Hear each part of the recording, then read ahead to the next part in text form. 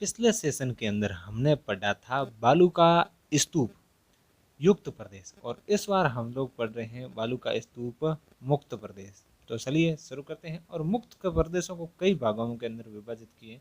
तो सबसे पहले पढ़ते हैं जो शुष्क मरुस्थल के अंदर बालू का एक स्तूप मुक्त प्रदेश है उनको। तो कौन कौन से हैं, तो चलिए जानते हैं।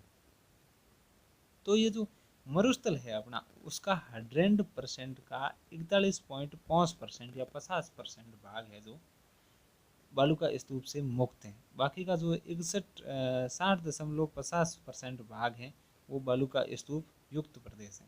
ठीक है। तो ये जो युक्त अपना मुक्त प्रदेश है ये कहाँ कहाँ पर है। अगर आपने पिछला वीडियो नहीं देखा है तो चैनल के अंदर जाइए, प्ले लिस्ट मिल जाएगी, वहाँ से आप देख लीजिए। और ये जो सारे के सारे राजस्थान के भूभाग वाले टॉपिक हैं वो क्लियर करा के रहेंगे, और आप इसको देख लीजिए। अगर हमारा पढ़ाया हुआ आपको समझ में आ रहा है तो, वरना मत देखिए। ठीक है। अब ये जो क्षेत्र हैं वो जैसलमेर, बालोतरा, फलोदी जिले के पूर्व में जैसलमेर व पूर्व का जोधपुर तक फैला हुआ है। ठीक है। और ये इस काल का जो है निर्माण जुरासिक व मायोसिन काल के वनस्पति अवशेष व जीवाश्म पाए जाते हैं। जैसलमेर का राष्ट्रीय मरु उद्यान स्थित आकल वुड फॉसिल पार्क इनके जीवाश्मों का अनूठा उदाहरण है। यहाँ पे हैं जो जीवाश्म पाए जाते हैं। ठीक है। इसके बाद में और आगे पढ़ते हैं कुलधरा गांव जैसलमेर। कौन सा गांव, कुलधरा जैसलमेर, जो कि बहुत ही फेमस गांव है। यहाँ के जो पालीवाल जाति के ब्राह्मण थे वो उन्होंने रातों रात ये गांव खाली कर दिया। इसके बाद में आज तक इस गांव के अंदर उन ब्राह्मणों की है जो हवेलियाँ पाई जाती है, लेकिन ब्राह्मण नहीं पाए जाते। और इस कुलधरा गाँव के अंदर वेल मछली के अवशेष मिले। पुराने ज़माने में आज जैसलमेर जहाँ पानी के लिए तरसता है वहाँ पर इतना पानी हुआ करता था कि वेल मछली भी रहती होगी। इनके अवशेष हैं जो हमें मिले। और नेक्स्ट हमारा आता है हामदास चट्टानी या पथरीला मरुस्थल। इनका विस्तार पोखरण, फलोदी और बालोतरा के मध्य में है। फिर आता है रेगी, और रेगी मिश्रित मरुस्थल कहा जाता है। भाई साहब इसके अंदर सारे प्रकार के मरुस्थल आते हैं, लेकिन इसके अंदर दोहरे नहीं है। ठीक है। लाठी सीरीज क्षेत्र, यह क्षेत्र पोखरण से मोहनगढ़ के मध्य भूगर्भिक जल पट्टी है। यहाँ सेवण लीलोण घास पाई जाती है। और सेवण घास का जो है वैज्ञानिक नाम है, वानस्पतिक नाम है, वो है लिसिथूरियस सिडिकस। ठीक है। इसको याद कर लीजिएगा। थोड़ा ये वैज्ञानिक नाम अटपटे होते हैं, इसलिए इनको याद करना थोड़ा क्रिटिकल हो जाता है। ठीक है। साधन नलकूप, इसको है जो थार का घड़ा कहा जाता है। क्यों कहा जाता है, क्योंकि ये जो है भूगर्भ से जल निकाल के लोगों को पियाने के अंदर मदद करता है। ठीक है। जल लोगों को निकालना पड़ता है। फिर आता है हमारा पार्ट बी। कौन सा आता है, पार्ट बी। पार्ट बी के अंदर आता है राजस्थान और वागड़ प्रदेश। कौन से आते हैं, राजस्थान के वागड़ प्रदेश। इसका विस्तार, वर्षा का विस्तार 25 सेंटीमीटर। ठीक है, से अरावली पर्वतमाला के मध्य ये 4 भागों के अंदर अंगाकृत हैं। ठीक है। 4 भाग कौन कौन से हैं। पहला तो आता है आपका गंगर का मैदान। कौन सा आता है, गंगर का मैदान अर्ध शुष्क प्रदेश के उत्तरी भाग में स्थित हनुमानगढ़, गंगानगर और अनूपगढ़ जिलों में विस्तृत है। ये जो गंगर का मैदान है वो हनुमानगढ़, गंगानगर और अनूपगढ़ जिलों के अंदर विस्तृत है। ये क्षेत्र गंगर नदी के प्रवाह क्षेत्र है। ये तो आपने देख लिया गंगा का मैदान। यहाँ पर सर्वाधिक खाद्यान्न की बात करें तो अमेरिकन कपास यहाँ पे सर्वाधिक उत्पादन माना जाता है। ये क्षेत्र प्राचीन काल में योध्यो प्रदेश कहलाता था। बहुत सारी जानकारी हम लोग साथ में पढ़ा रहे हैं। ये क्षेत्र सर्वाधिक प्राचीन काल में योध्यो प्रदेश कहलाता था। यहाँ सर्वाधिक नहरी सिंचाई होती है। इंदिरा गांधी नहर आती है अब इस क्षेत्र के अंदर, इसके इसलिए यहाँ पर सर्वाधिक है जो नहरी सिंचाई होती है। इसके बाद में आता है हमारा शेखावटी प्रदेश। तो शेखावटी प्रदेश के अंदर कौन कौन से ज़िले आते हैं, तो शेखावटी प्रदेश के अंदर हमारे जो ज़िले आते हैं, ये क्या हो गया भाई साहब, डिलीट कर दो। शेखावटी प्रदेश के अंदर हमारे जो ज़िले आते हैं वो ज़िले आते हैं सूरू, सीकर, झुंझुनू, डीडवाना, कुचामन व उत्तरी भाग व उत्तरी नागौर के कुछ हिस्से यहाँ पे आते हैं।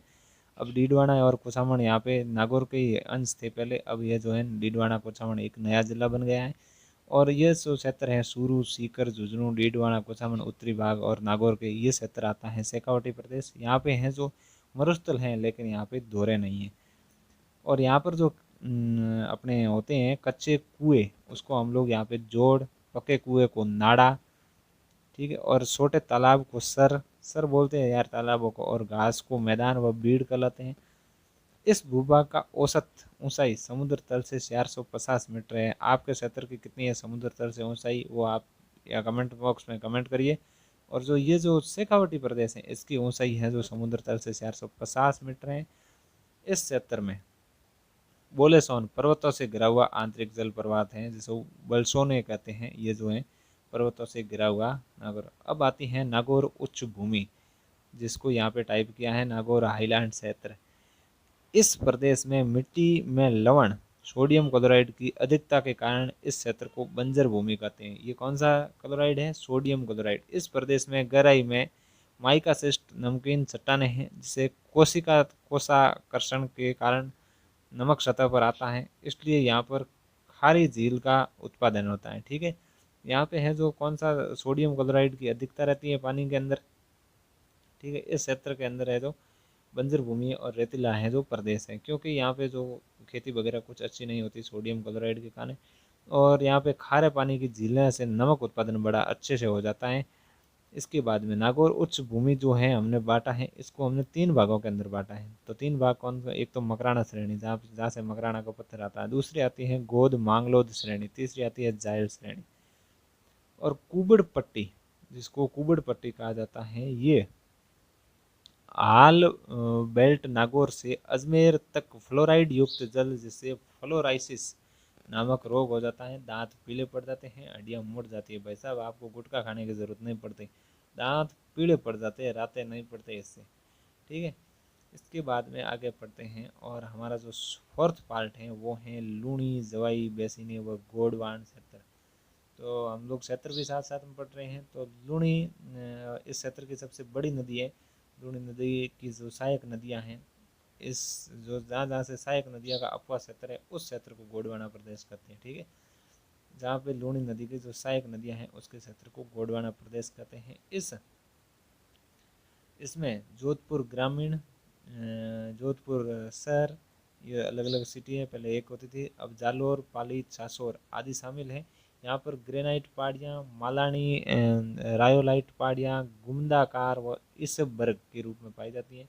लूणी बेसिनी की पूर्वी भाग, जो पूर्वी भाग है इधर लूणी आती है, ये पश्चिमी है, और ये पूर्वी भाग है जो पूर्वी भाग लूणी बेसिनी का पूर्वी सीमा काला भूरा डूंगर है। कैसे डूंगर है, काला भूरा डूंगर। फिर आता है सप्पन की पहाड़ियाँ। कैसी पहाड़ियाँ आती हैं, सप्पन की पहाड़ियाँ बालोतरा से सिवाना के मध्य गुमदाकार पर्वत हैं।